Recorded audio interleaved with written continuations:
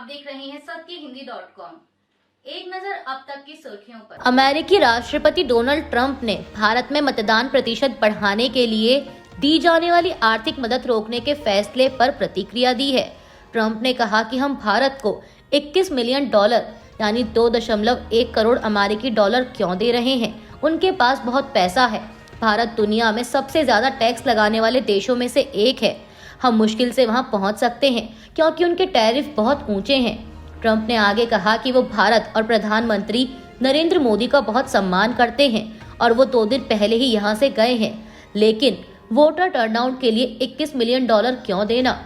आपको बता दें कि हाल ही में अमेरिका के नए सरकारी विभाग और अरबपति एलन मस्क के नेतृत्व वाले डिपार्टमेंट गवर्नमेंट एफिशिएंसी ने विभिन्न देशों को दी जाने वाली अमेरिकी मदद रोकने की घोषणा की थी।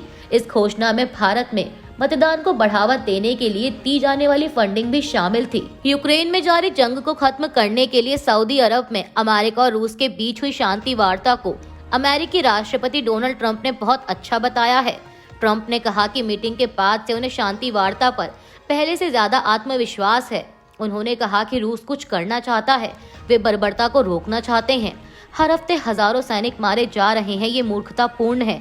हम इसका अंत चाहते हैं और यह एक निरर्थक युद्ध है। अगर मैं राष्ट्रपति होता तो ऐसा युद्ध कभी नहीं होता।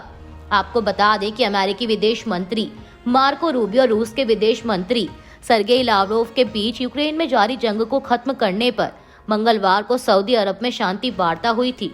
वहीं इस वार्ता पर यूक्रेन के राष्ट्रपति व्लादिमीर जेलेंस्की का कहना है कि हम सब पारदर्शिता चाहते हैं ताकि कोई पीठ पीछे कुछ तय ना करे।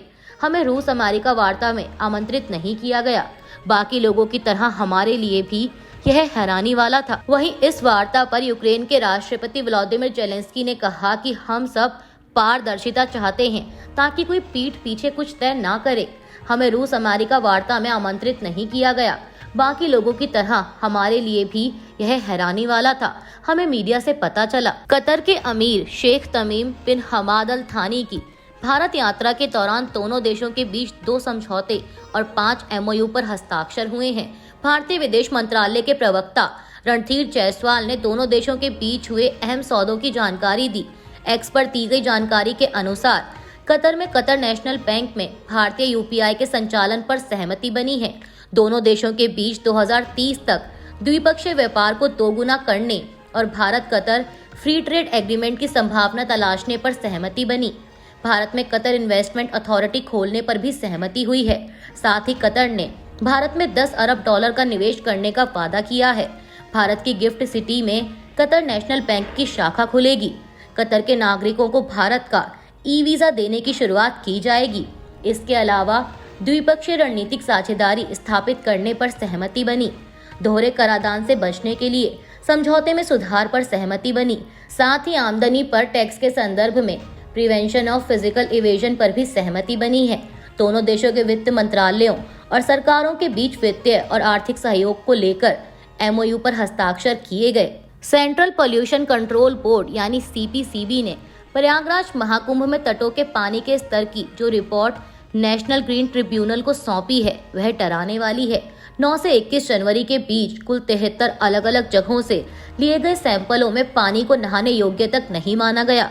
इस मामले को लेकर विपक्षी पार्टियां तो पहले ही केंद्र और राज्य सरकारों पर निशाना साध रही हैं, लेकिन अब शंकराचार्य अभिमुक्तेश्वरानंद ने भी इस मामले में सीधे सीधे सरकार को दोषी ठहराया है। शंकराचार्य ने बताया कि उन्होंने पहले ही इस मामले को उठाया था, लेकिन सरकार और प्रशासन को इससे कोई मतलब नहीं। शंकराचार्य अभिमुक्तेश्वरानंद ने कहा कि ये बात नेशनल ग्रीन ट्रिब्यूनल ने कुंभ के आरंभ होने से पहले ही बता दी थी। उन्होंने कहा था कि गंगा और यमुना की धाराएं स्नान लायक नहीं हैं। उन्होंने कुछ निर्देश भी जारी किए थे कि आप ये काम कीजिए। खासकर शहर से मलजल के जो नाले उन धाराओं में मिल रहे थे उनको दूर करने के लिए कहा गया था ताकि लोगों को स्नान के लिए शुद्ध जल मिल सके, लेकिन ऐसा कुछ भी नहीं किया गया। शंकराचार्य ने सरकार पर निशाना साधते हुए कहा कि कहा जा रहा है कि हमने बहुत सारी व्यवस्थाएं कर दी, लेकिन जो मूल व्यवस्था करनी थी कि लोगों को स्नान के लिए शुद्ध जल मिल सके वो तो नहीं मिली। हमने ऐसे वीडियो देखे हैं जिनमें लोग सीधे वहां के पानी में मल दिखा रहे हैं। गंगा मैया की पवित्रता में तो कोई बाधा नहीं है, लेकिन उनका जो भौतिक स्वरूप है वो अगर मलयुक्त है तो इसका दोष सरकार को जाता है। यह करोड़ों लोगों की आस्था के साथ, उनकी भावना के साथ और उनके स्वास्थ्य के साथ खिलवाड़ है। ज्ञानेश कुमार ने आज 19 फरवरी 2025 से मुख्य चुनाव आयुक्त का पदभार संभाल लिया है। मुख्य चुनाव आयुक्त का पदभार ग्रहण करने के बाद ज्ञानेश कुमार ने कहा कि राष्ट्र निर्माण के लिए पहला कदम मतदान है, इसलिए 18 वर्ष की आयु पूरी कर चुके प्रत्येक नागरिक को मतदाता बनना चाहिए और हमेशा मतदान करना चाहिए। भारत के संविधान, चुनावी कानूनों, नियमों और उसमें जारी निर्देशों के अनुसार चुनाव आयोग हमेशा मतदाताओं के साथ था, है और रहेगा। आपको बता दें कि विपक्ष की शिकायतों के बीच नए मुख्य चुनाव आयुक्त की नियुक्ति की गई है और इसे लेकर विपक्ष केंद्र की मोदी सरकार पर लगातार हमलावर है। विपक्ष का कहना है कि सुप्रीम कोर्ट में सीईसी की नियुक्ति के लिए चयन समिति के गठन को लेकर चुनौती दी गई है। मामला सुप्रीम कोर्ट में सुनवाई के लिए स्वीकार भी कर लिया गया, तो ऐसे में क्या जल्दबाजी थी कि इस दौरान नियुक्ति कर दी गई। अमेरिकी प्रतिभूति और विनिमय आयोग यानी SEC ने अमेरिका में एक संघीय न्यायाधीश को बताया है कि कथित रिश्वतखोरी योजना में गौतम अडानी और सागर अडानी के खिलाफ शिकायत की तामील के लिए उसके प्रयास जारी हैं, जिसमें भारतीय अधिकारियों से सहायता के लिए अनुरोध करना भी शामिल है।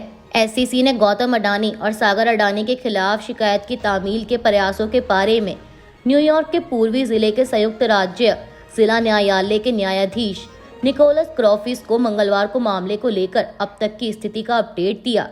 SEC ने कहा कि गौतम अडानी और सागर अडानी दोनों भारत में स्थित हैं और SEC द्वारा उन्हें वहां तामील कराने के प्रयास जारी हैं। पुणे की एक अदालत ने मंगलवार को कांग्रेस सांसद राहुल गांधी को हिंदुत्व विचारक VD सावरकर पर कथित अपमानजनक टिप्पणी को लेकर दायर मानहानि के मामले में पेश होने से स्थायी छूट दे दी है।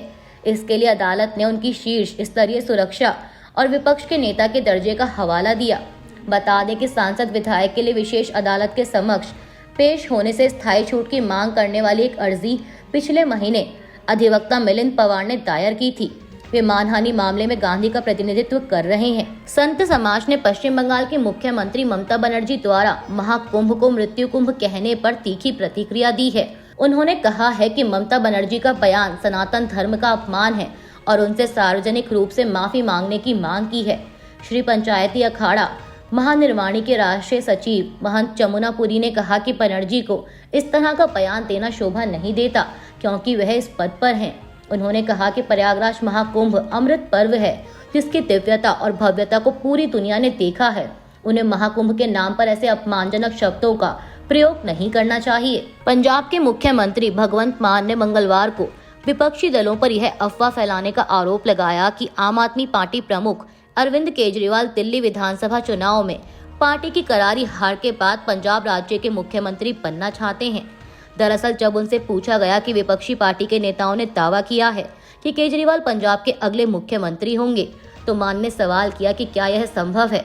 पत्रकारों से बात करते हुए मान ने कहा कि वे यानी विपक्ष जो मन में आता है वही कहते हैं। उन्होंने पहले भी ऐसा कहा था। जेल में बंद पंजाब के सांसद अमृतपाल सिंह ने पंजाब एवं हरियाणा हाईकोर्ट का दरवाजा खटखटाया है, जिसमें उन्होंने केंद्र, पंजाब सरकार और अन्य प्रतिवादियों को संसदीय कार्यवाही में शामिल होने की अनुमति देने के निर्देश देने की मांग की है। अपनी याचिका में खडूर साहिब के सांसद ने कहा कि संविधान के अनुसार निवारक निरोध के तहत संसद के सदस्य को भी सदन के सत्र में शामिल होने का अधिकार है। आपको बता दें कि सिंह ने पिछले साल स्वतंत्र उम्मीदवार के रूप में संसदीय चुनाव लड़ा था और वे पंजाब के खडूर साहिब से लोकसभा के लिए चुने गए थे। अभी के लिए बस इतना ही। बाकी की खबरों के लिए जुड़े रहिए सत्यहिंदी.com के साथ। Copyright disclaimer under Section 107 of the Copyright Act 1976. Allowance is made for fair use for purposes such as criticism, comment, news reporting, scholarship, and research. Fair use is a use permitted by copyright statute that might otherwise be infringing.